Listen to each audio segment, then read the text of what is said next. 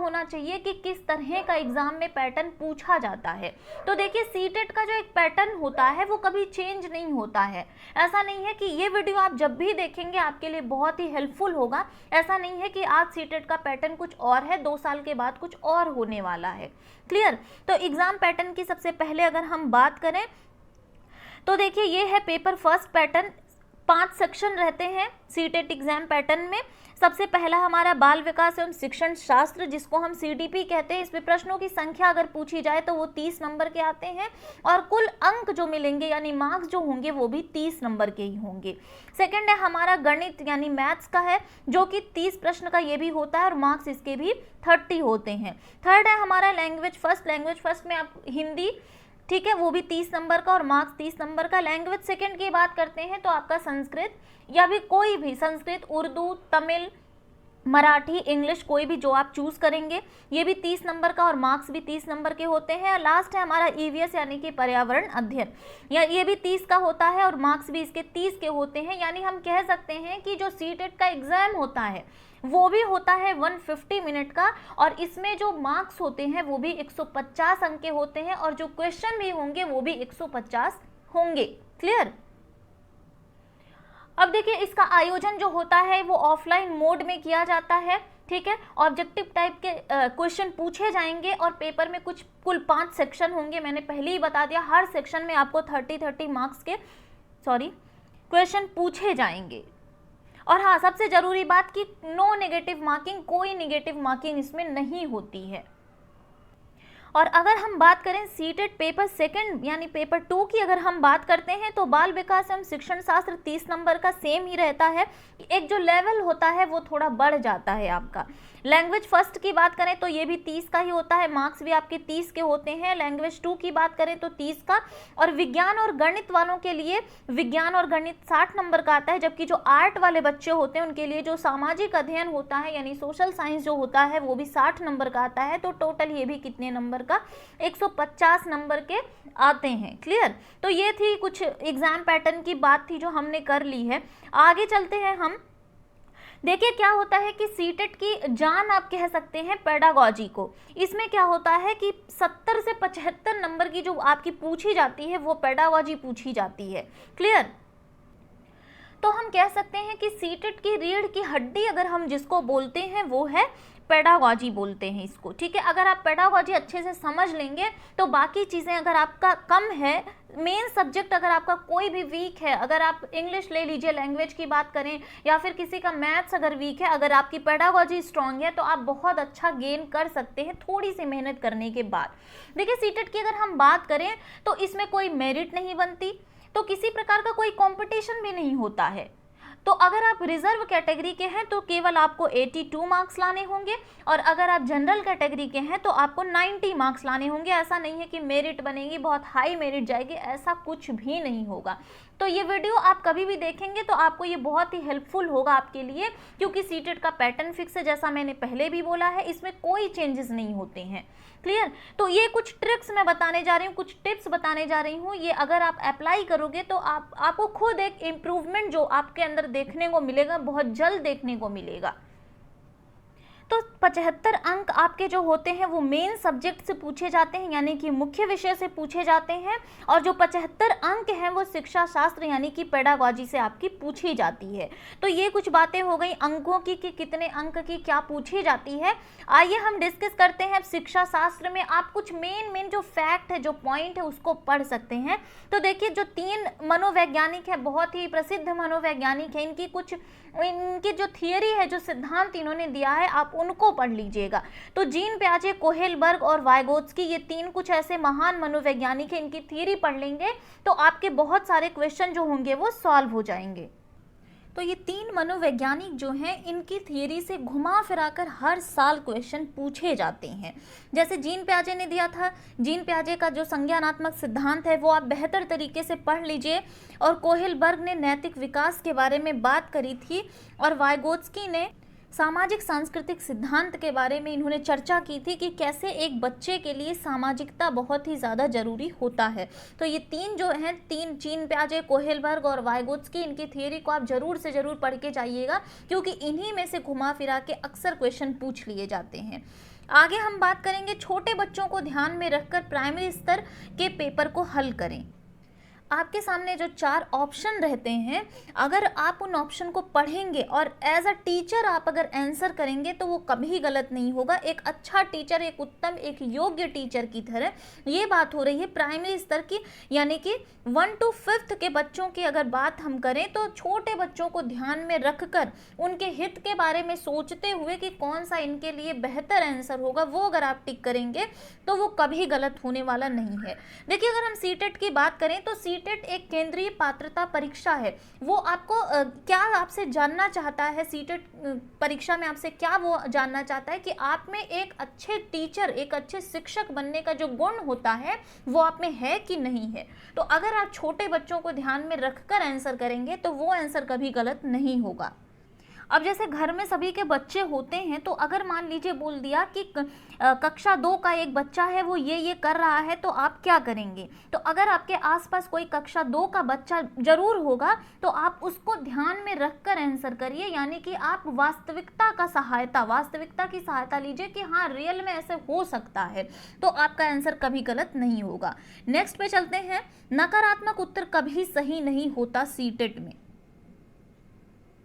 अब देखिए, यहाँ बात हो रही है कि नकारात्मक उत्तर कभी सही नहीं होता सीटेट में।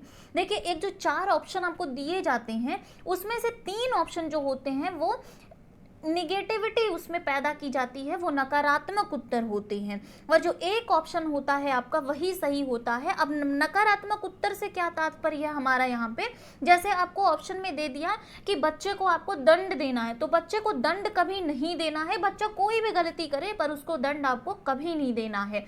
और बच्चों की बात को ना स्वीकारना, यानी कि बच्चा अगर कुछ कह रहा है उसकी बात आपको क्या करनी पड़ेगी, माननी पड़ेगी।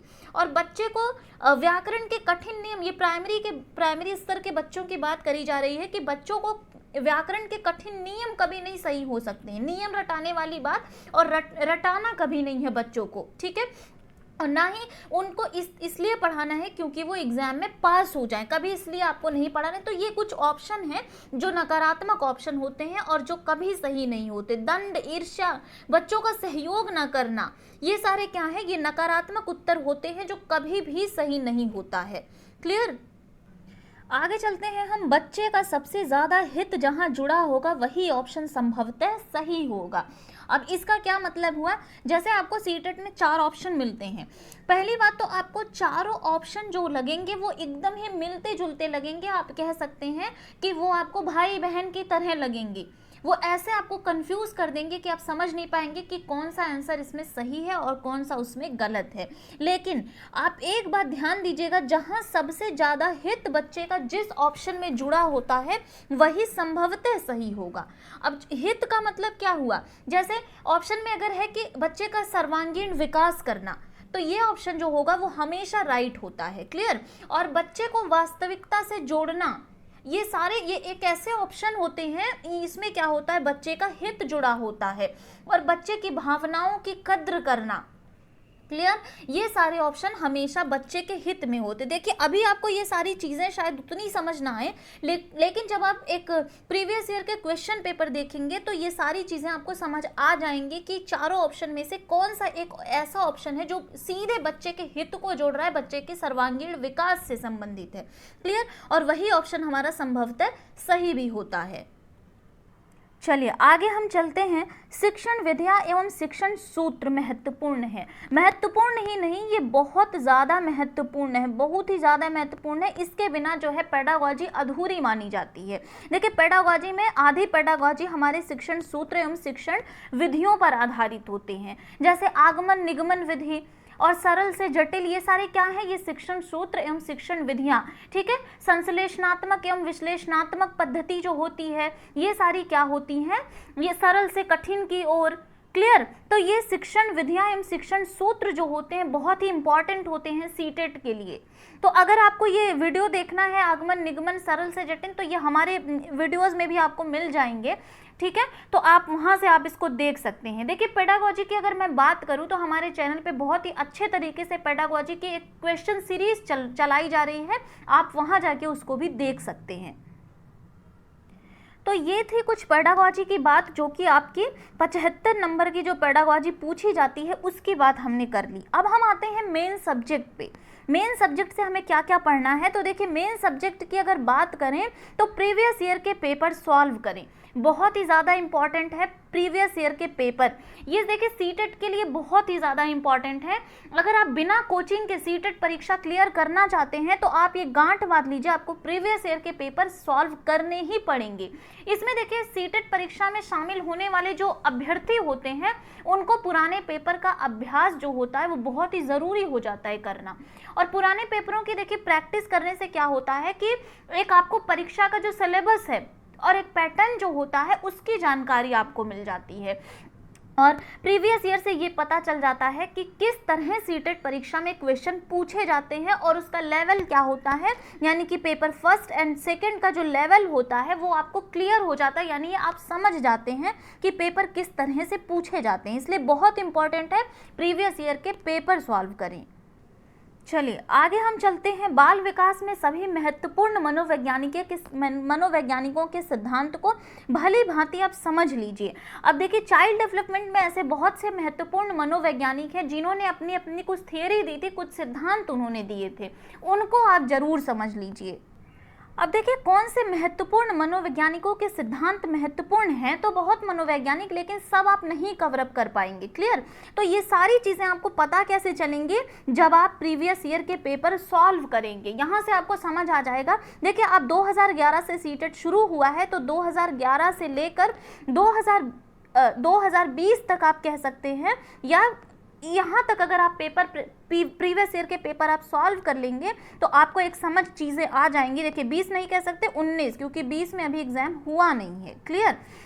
ठीक है, तो आपको एक चीज़ें जो है वो समझ आ जाएंगी कि किस तरह आपके जो मनोवैज्ञानिक हैं वो एग्जाम में पूछे जाते हैं, किनके सिद्धांत को। जैसे हम चॉम्स्की का सिद्धांत ले लीजिए, ठीक है, और फिर आपके गिलफोर्ड का सिद्धांत ले लीजिए, आप बुद्धि के बारे में कौन कौन से क्वेश्चन पूछे जाते हैं, ये सारी चीज़ें आपको पता चल जाएंगी प्रीवियस ईयर के क्वेश्चन पेपर से। आप इनकी थियरी को अगर पढ़ लेंगे तो बाल विकास में बहुत ही अच्छा स्कोर आप कर पाएंगे। यानी कि पर्यावरण अध्ययन के लिए जो कि पेपर फर्स्ट में पूछा जाता है, प्राथमिक स्तर की एनसीईआरटी किताबों को आप पढ़ लीजिए। देखिए ईवीएस के लिए बहुत ही ज़्यादा जरूरी है प्राथमिक स्तर यानी कि 1 to 5th की जो एनसीईआरटी होती है। अगर हम एनसीईआरटी की बात ही कर रहे हैं तो सीटेट के लिए एनसीईआरटी बहुत ही महत्वपूर्ण है।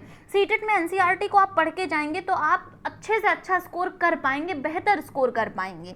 तो ईवीएस के लिए आपके प्राथमिक स्तर की एनसीईआरटी किताबों को आप पढ़ लीजिए। और अगर आप उच्च प्राथमिक स्तर की एनसीईआरटी पढ़ेंगे तो वो आपको सोशल साइंस के लिए बहुत ही अनिवार्य है। सोशल साइंस यानी कि इतिहास, भूगोल जो और नागरिक शास्त्र, जिसको हम सिविक्स और ज्योग्राफी, हिस्ट्री जो पोर्शन आपका आता है, वो आपका उच्च प्राथमिक स्तर की एनसीईआरटी से आपको मिल जाएगी। क्लियर? आगे चलते हैं, हम भाषा पे आते हैं, यानी कि लैंग्वेज पे आते हैं। हिंदी, अंग्रेजी और संस्कृत, ये देखिए भाषा जो है उसमें अनसीन पैसेज पूछे जाते हैं, यानी कि गद्य और पद्य। 15 नंबर की भाषा में पेडागॉजी पूछी जाएगी और 15 नंबर के आपके अनसीन पैसेज पूछे जाएंगे। क्लियर? ये आपको दोनों पेपर, आप लैंग्वेज फर्स्ट और लैंग्वेज सेकेंड दोनों के लिए अगर हम मिला के देखें तो अनसीन पैसेज जो आपका होगा वो 30 नंबर का आपका अनसीन पैसेज ही हो जाएगा दोनों पेपर मिला के।